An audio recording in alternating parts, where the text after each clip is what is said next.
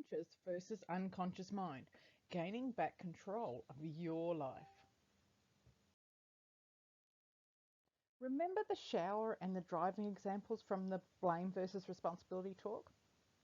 If you've forgotten, or maybe you haven't watched the last couple talks, I'd really recommend you go back and watch them, as it will really help make sense of what I'm going to share today.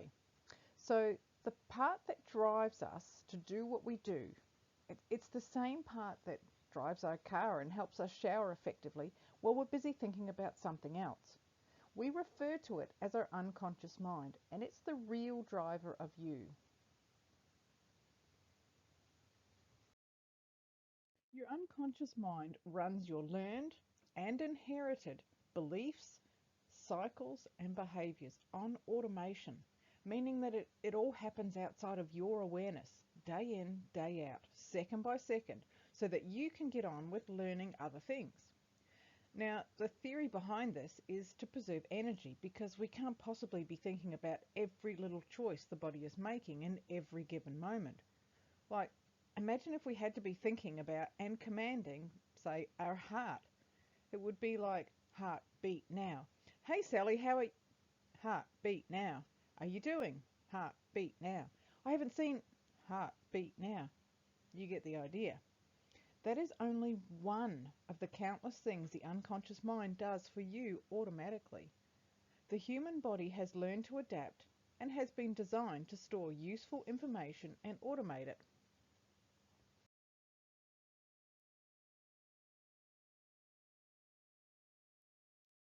Your unconscious mind, it hears you say this, but it's lying back on the couch sipping a pina colada going, yeah, yeah, yeah, I've heard it all before. Here we go again. Now remember, your unconscious mind is designed to keep you safe, and so it will always move you towards pleasure and away from pain. Now this is easy to understand, but sometimes it's just moving you away from what it sees as the lesser of two pains. It's designed to keep you in your comfort zone, and so when you step out into the unfamiliar or you feel uncomfortable, your unconscious mind kicks into action and gets us back to where we're comfortable. And it doesn't matter that where we are in life might not be where we want to be, it's what your unconscious mind deems as comfortable. For example, let's say you have a dream of standing on stage and singing and dancing, sharing your passion with hundreds of thousands of people, because you know this is how you're going to be able to make the most impact in your life and reach the most people. But something always stops you. Something always holds you back. Maybe when you were little, you stood up to speak and the other kids in the class, they all laughed at you and you felt really embarrassed and the humiliation was overwhelming. Your unconscious mind learns that when you speak in front of people, it equals humiliation, which equals pain. And because its job is to move you away from pain, the next time you're in a situation where your unconscious mind believes you may be humiliated, it will stop you. You'll procrastinate, you'll come up with excuses or reason why it's just not the right timing. Or maybe you didn't really want to do it anyway. Maybe your car breaks down and you tell yourself it's a sign. I guess it just wasn't meant to be. Or you get sick, or an urgent need to tidy the house or clean the windows. And it doesn't matter how much you want to get on stage, how much you want to share your passion with people, the pain of humiliation is greater than the pleasure of following your dream. And if you've never experienced pleasure from standing up in front of people, the pull towards what you want, it's not going to be strong enough, and the push away from pain will always win. I hope that makes sense. Sometimes it's not so much that your unconscious mind is pulling you towards pleasure, rather it can be pulling you towards what it sees as the lesser of two pains. And sometimes it sees the pain of change as greater than the pain of staying where you are. And this is why addicts stay addicted. And this is why change can be so hard. Your unconscious mind, it regulates your body temperature. It makes sure you digest your food. It lets you know when you need to go to the toilet. And it knows how to take over once you've mastered something. We can always learn new things because once we've done it enough times, the unconscious mind says, okay, got it, I'll take control now. And you can go on to learning the next thing. Remember the shower example while you were deep in thought? You did it automatically without forgetting to wash any main bits, didn't you? Or while you're thinking of an issue at home, you automatically take the turn towards home, and it's only afterwards that you realize you wanted to go to the shops. Sound familiar? This is your unconscious mind doing what it thinks you want it to do. Can you remember when you were learning to drive just how much you had to think about? It was hard work. You had to watch your mirrors, watch out the front, look out the back, check out the sides, push the clutch in and then let it out at perfect timing while your other foot was pushing in the accelerator. You had to make sure your blinker was on and make sure it turned off again.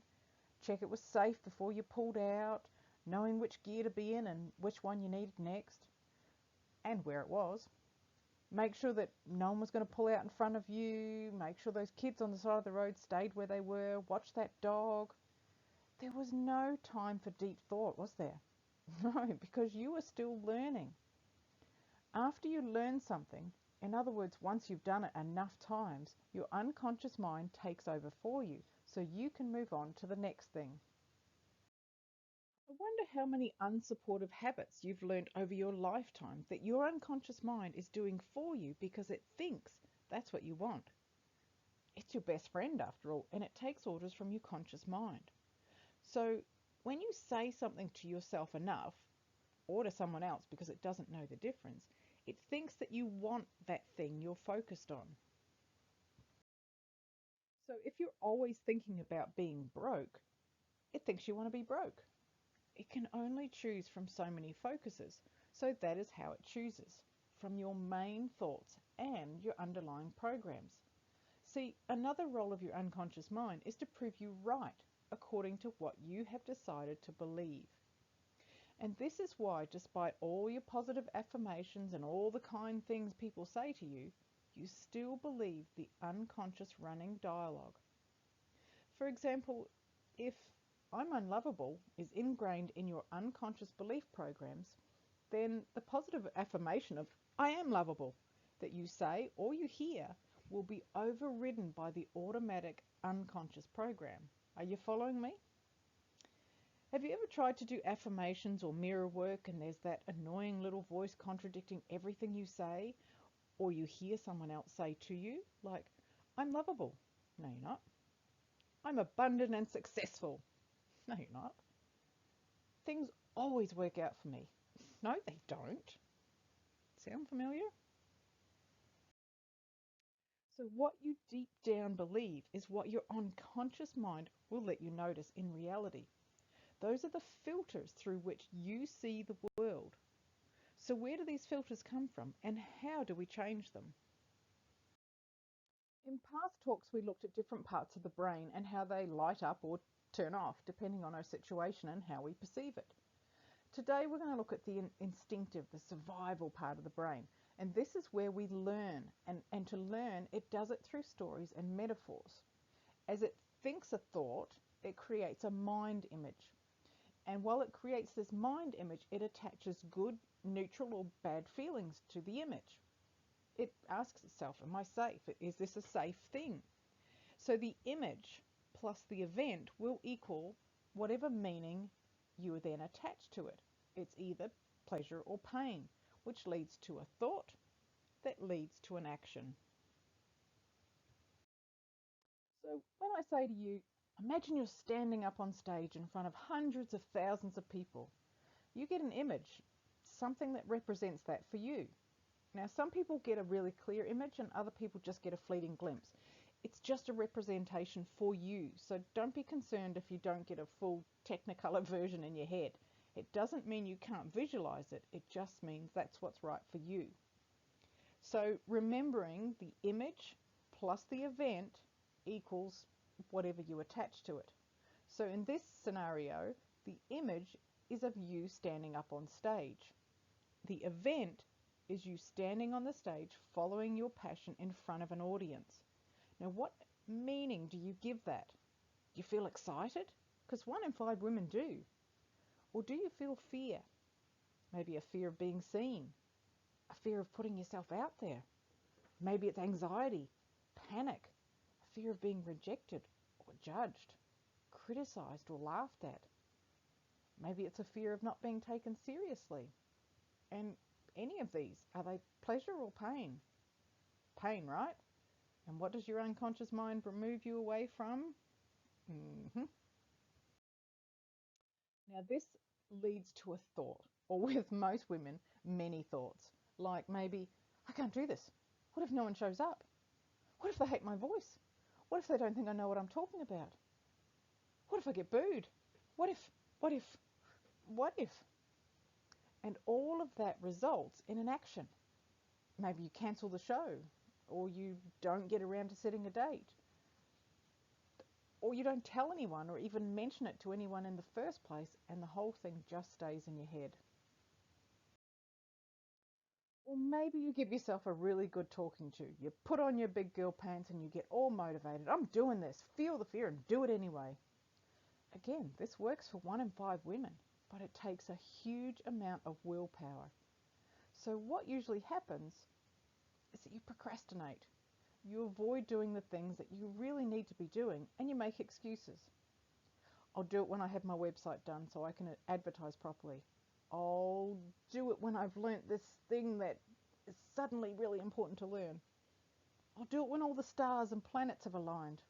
I'll do it when the kids leave home. Sound familiar?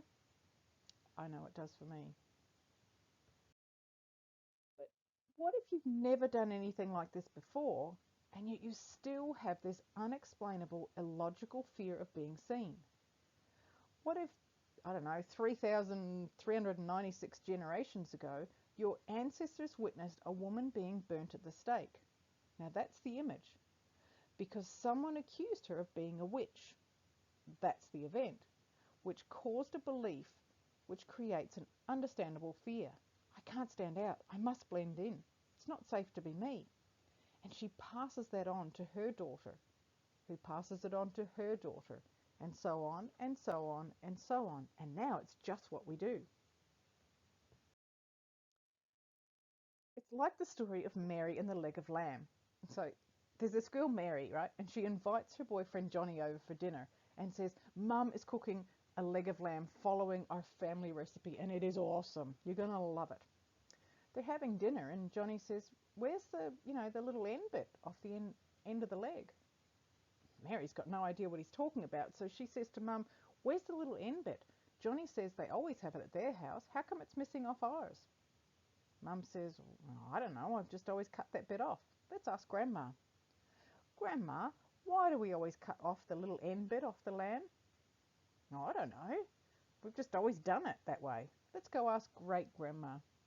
Great Grandma, why do we cut the little end bit off the lamb? Well, I had to. It wouldn't fit in my pan. A closer to home example is my son being scared of mice. My son's father is also scared of mice. So is his dad. Now, my son is over 6 feet tall. He grew up in the country where mice were a reality, and nothing bad has ever happened to him to do with mice. And yet he has this unexplainable but very real fear of them. At over 6 feet tall, he knows logically a mouse couldn't actually hurt him. And I'm sure his father and his papa know this too, and yet they are still scared. This fear is not theirs by way of an event, so where did it come from? This is the science of epigenetics, and I'm not talking about past lives, I'm talking about science and how it has discovered the third part of the nature-nurture debate, how they are proving we are passing on our beliefs, our stories, our stresses, and our traumas in our DNA. Now we're going to go into this a bit further in a few weeks, but for now, whether your underlying program has been inherited through epigenetics or the way you were brought up, it really doesn't matter. Fast forward to now, and this fear has been triggered by you wanting to stand on stage and share your passion. You don't know where it came from, it doesn't even make any sense. Nothing like this has ever happened before, and yet you still have this filter, this underlying program that your unconscious mind is running. The only way to create a new reality is to replace the filters. Now remember, for every negative filter, there's an opposite. So the fastest way to get lasting change is to change the filters that stop you moving forward in life. And you can change them. Your conscious mind is the captain. You are in control of that part, and you can master it to give better instructions. And hopefully, over the past few weeks of talks I've done, you're starting to understand that you truly are in control. You're responsible, and you can make the desired changes.